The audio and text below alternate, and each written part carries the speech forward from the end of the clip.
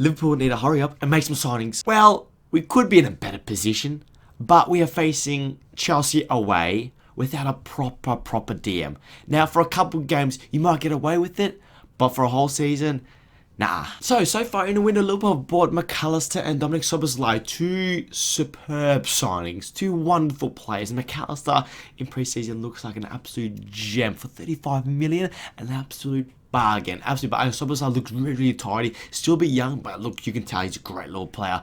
He's little, he's not really little, he's about 6'1", isn't he? Quite a great big player, right?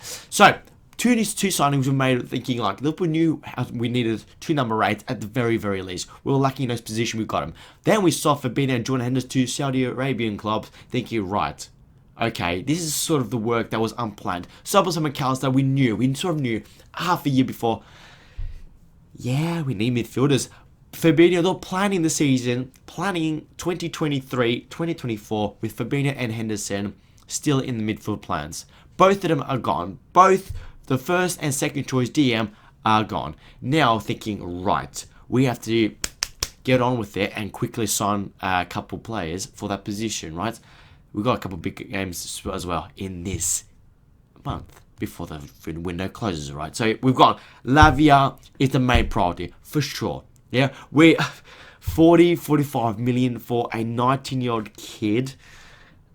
Still yet unproven, but it gets the feeling like it's just Liverpool rarely get players wrong. They might not make as many signings, but the one they've targeted, identified, and gone after, they rarely get it wrong. So it feels like they must think he's really good. And like hopefully we can get him out. Like we've been in Singapore for the past week and a half or 2 weeks thinking, okay, there's no point. He's not going to come to Singapore. So we can take our time with the negotiating sort of part of it. And that sort of makes sense. But hopefully once they get back on the Saturday, whenever they get back to Merseyside, thinking, okay, he needs to be on the door and should be involved for Darmstadt.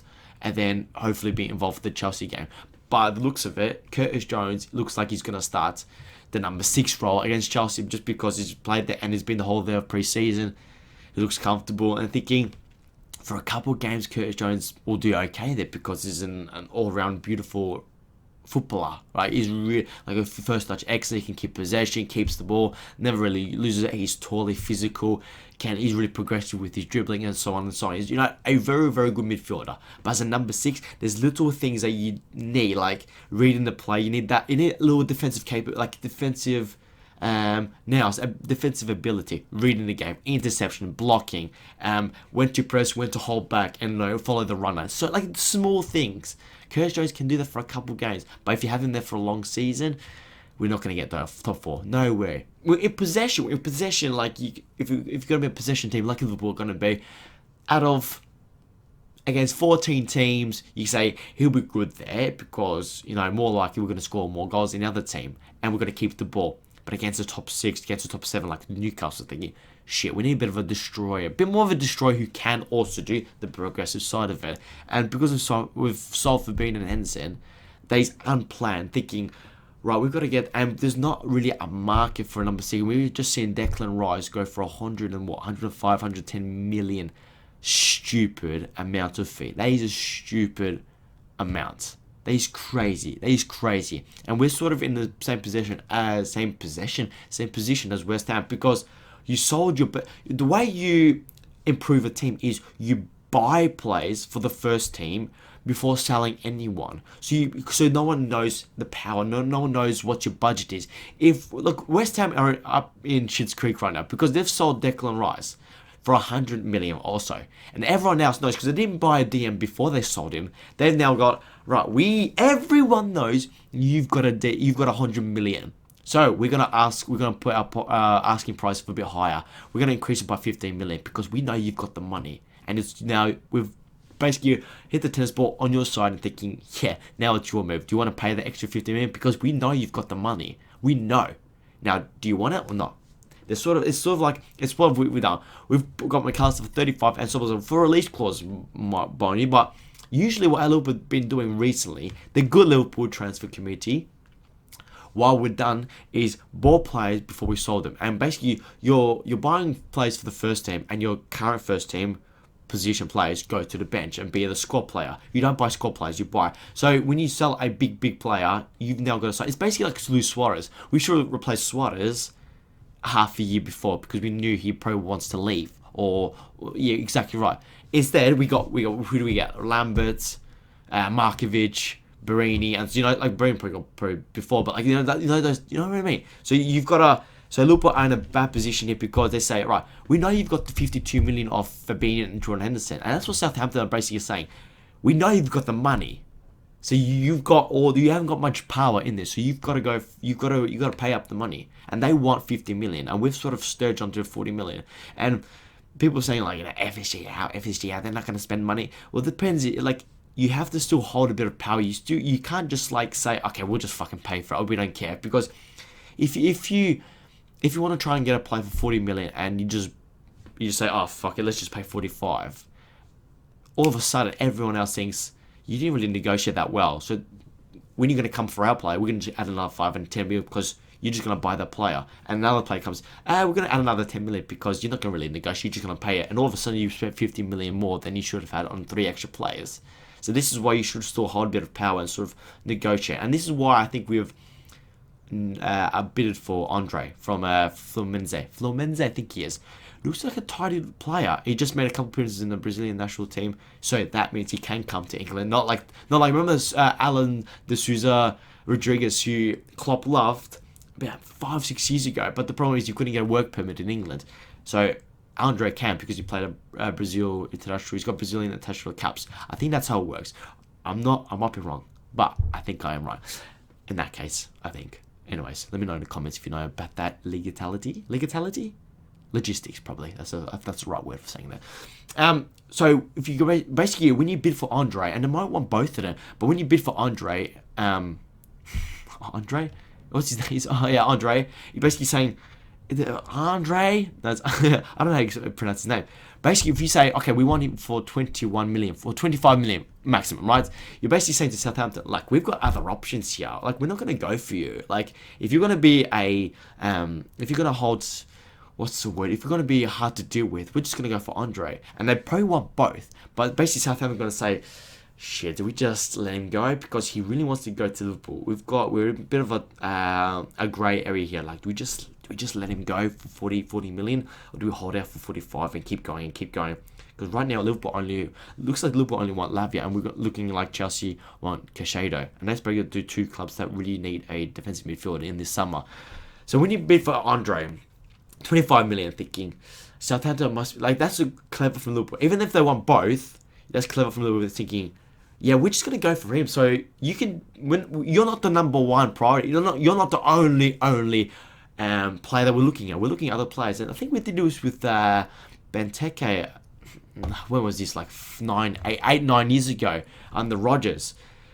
Basically, I think they said, who was that striker? I think it was Carlos Bacca or someone like that, and basically saying, yeah, we want Benteke, but if you're not gonna really negotiate with us and you're just gonna be firm with your asking price, we're just gonna go for Carlos back, and then who was Aston Villa who say, okay, we'll sell you Benteke for this amount of money, for 35 million. I think we got it for Benteke.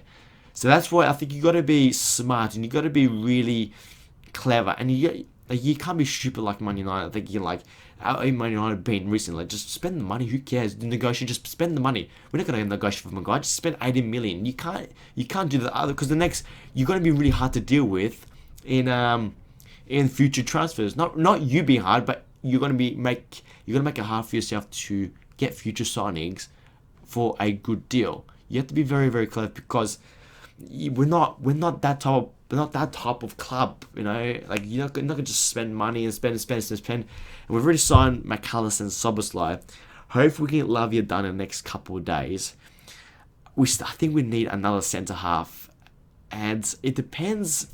Like, it depends if they really want Andre. And then when you do get Andre, you've got 3 young defensive midfielders. So I don't know if they want to use Andre or probably Bajcetic as a fifth choice centre half, like for like squad depth. Like, I don't know what they're thinking, because if you've got 3 young defensive midfielders and who are going to play alongside Trent Alexander-Arnold, do you just say, we're just gonna train all three of you up, and maybe in 2-3 years time, whoever's the two most progressed players, who look like the best players, they might sell the third one, and then you got like the younger Bobby Clark coming through, and McConnell potentially, who both know Bobby Clark's looking an absolute player, by the way. But yeah, it's like, and it's like you want to buy specialists. So I don't know if they want to get both of them. If they do get three of them and just say, we've got three of you for the next 2 years, you're battling out for the future position of this club, basically. So I don't know if they want to do this, and they really need a specialist number 6. Now we saw this with the COVID year when we were playing Fabinho and Henderson at number in centre back. It can work with possession, but you're losing in the midfield. You're losing in players in the midfield, and you're also losing the defensive ability. So you basically have to say Nat Phillips and Reece Williams, you're probably your worst players than Henderson and Fabinho by miles, but like you just know the position. You can read the game a bit more better in that scenario with the long balls, or you can read the play. You can, what do you call it? There's an extra few steps. You're in front of the play. Oh, I know what he's going to do. Let's now track this runner, for example. And that's why we really need a specialist. Like Curtis Jones can do a game there, and he did his bait a couple of times, and he's looked good there in possession against Bayern. He looked good in the ball. Like he was pressed like hard a couple of times by the midfielders, and he just kept the ball. And that's what you can do with Curtis Jones. He's so comfortable, and he's so technically good. He's a really good player, and like he's really versatile. Like you can tell he's turned out to be a proper midfielder who can do a bit of number 6, but is more of a number 8.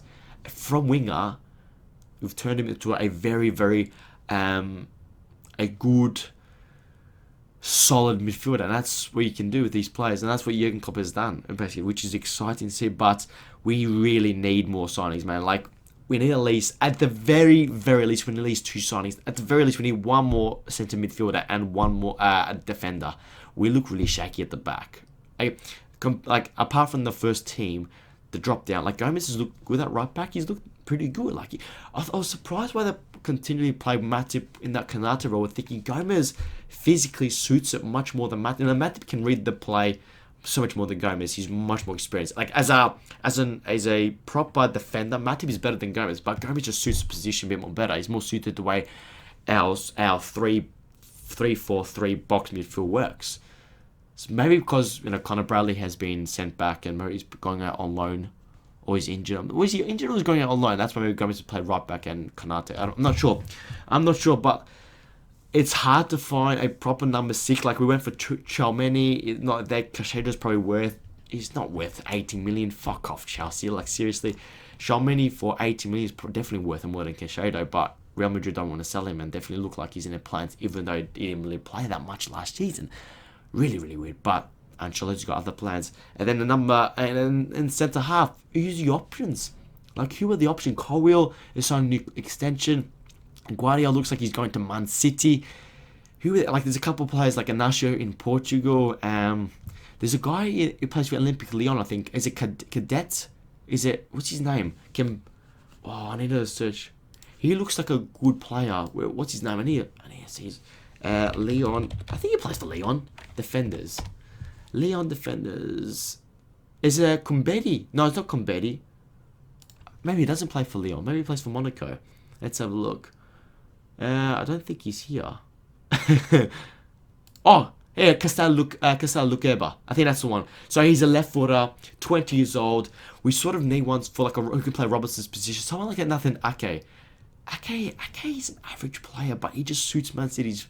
Like he's good on the ball. Like in a back four, he'd look really average. But in their system, and as a left back coming in as a 3, when you got John Stones coming into midfield, he's a functional, good player, and that's why I think looking at Lukeba, I mean, on Transfermarkt, his market value is 25 million. Maybe they're looking at, but Leon maybe don't want to sell him. So that's what we probably need: a left-sided centre half, a left-footed centre half who can play a left back, just to do a functional Robertson role. Because I think we need to sort of fade out Robertson, because we're not really playing with the bombing fullback anymore. Like Trent's got into the midfield, and we've basically like City and Arsenal, based by Arsenal on the other side. That left back, that right back is coming to be a third centre back.